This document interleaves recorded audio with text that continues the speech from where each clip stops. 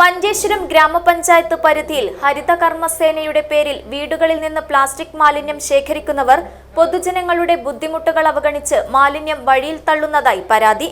മാലിന്യ സംസ്കരണത്തിനായി പണം നൽകുന്ന നാട്ടുകാർക്ക് ഇത് വലിയ ദുരിതമാണ് സമ്മാനിക്കുന്നത്.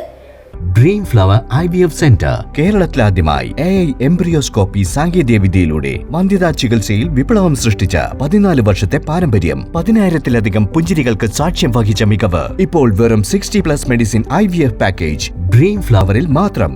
Dream flower IVF centre, opposite police station, Kasaragod. ഗ്രാമപഞ്ചായത്തിലെ വിവിധ വാർഡുകളിൽ ഹരിതകർമ്മസേനാംഗങ്ങൾ ഓരോ വീട്ടിൽ നിന്നും 50 രൂപ വീതം ഫീസ് ഈടാക്കിയാണ് മാലിന്യം ശേഖരിക്കുന്നത്. എന്നാൽ ശേഖരിക്കുന്ന മാലിന്യം കൃത്യമായ സംസ്കരണ കേന്ദ്രങ്ങളിൽ എത്തിക്കുന്നതിനു പകരം വഴിയിൽ ഉപേക്ഷിച്ച് പോവുകയാണെന്നാണ് നാട്ടുകാർ ആരോപിക്കുന്നത്. മഴക്കാലം ആരംഭിച്ചതോടെ വഴിയിൽ തള്ളിയ മാലിന്യങ്ങൾ മഴവെള്ളത്തിൽ ഒലിച്ചു പോവുകയും പരിസരമാകെ അഴുക്കും ദുർഗന്ധവും നിറയുകയും ചെയ്തിരിക്കുകയാണ്. മാലിന്യങ്ങൾ കൂട്ടിയിട്ടിരിക്കുന്നത് തെരുവു നായ്ക്കളെ ആകർഷിക്കുന്നതിനാൽ അവ മാലിന്യങ്ങൾ കടിച്ചുകീറി റോഡിലാകെ വലിച്ചിടുന്നു.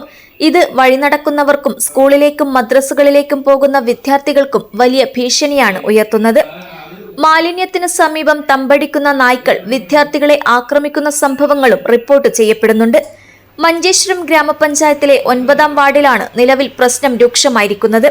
റോഡരികിൽ കൂട്ടിയിട്ടിരിക്കുന്ന മാലിന്യങ്ങൾ പകർച്ചവ്യാധികൾ പടരുമോ എന്ന ആശങ്ക നാട്ടുകാരിൽ ഉണ്ടാക്കുന്നുണ്ട്. മാലിന്യം നീക്കം ചെയ്യാൻ പണം നൽകിയിട്ടും അത് വഴിയിൽ അനാഥമായി കിടക്കുന്നത് വലിയ പ്രതിഷേധത്തിന് കാരണമായിട്ടുണ്ട്. പലതവണ ഹരിതകർമ്മസേന പ്രവർത്തകരുടെ ശ്രദ്ധയിൽപ്പെടുത്തിയെങ്കിലും ആരും ഇതിനെ ഗൗരവമായി കാണുന്നില്ലെന്നാണ് നാട്ടുകാരുടെ പരാതി.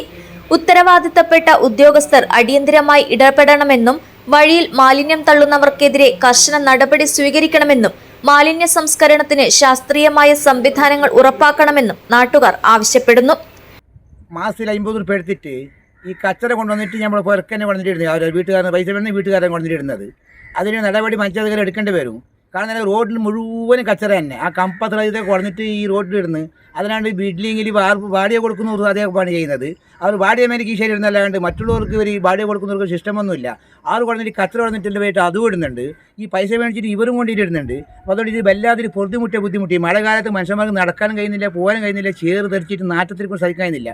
ഈ മാതിരി ബുദ്ധിമുട്ട് നടക്കുന്നുണ്ട്. അത് പഞ്ചായത്ത് അധികൃതർ കിടന്നു ഉറങ്ങലല്ല, ഒന്ന് അന്വേഷിച്ച് നോക്കണം. പിന്നെ വോട്ടിന് മുമ്പ് നിങ്ങളൊക്കെ പറഞ്ഞല്ലേ അങ്ങനെ ഇങ്ങനെ ചെയ്യുന്നു. ഇപ്പോൾ എന്തുകൊണ്ട് ഒരു മനുഷ്യന്മാരും നിങ്ങൾ നോക്കുന്നില്ല, കണ്ണടിച്ച് എന്തുകൊണ്ട് നോക്കുന്നില്ല? അതുകൊണ്ട് നിങ്ങളുടെ ഉത്തരവാദിത്തമാണ്. നിങ്ങൾ ജൈവിച്ചിരിച്ചില്ല അവിടെ വെറുതെ ഇരിക്കാനും ശമ്പളം അണിച്ച് തിന്നാനല്ല. നിങ്ങൾ എല്ലാവർക്കും നിലവെടുക്കുന്ന എല്ലാ സംഗതിയും നോക്കണം നാട്ടിലെ. അതാണ് ഒരു പഞ്ചായത്തിൻ്റെ അധികൃതരുടെ ഒരു നിയമം. ആ നിയമം ലംഘിക്കുകയാണെങ്കിൽ നാട്ടുകാർ ലംഘിക്കേണ്ടി വരും പിന്നീട് നിങ്ങൾക്ക്. News bureau, Manjeshwaram.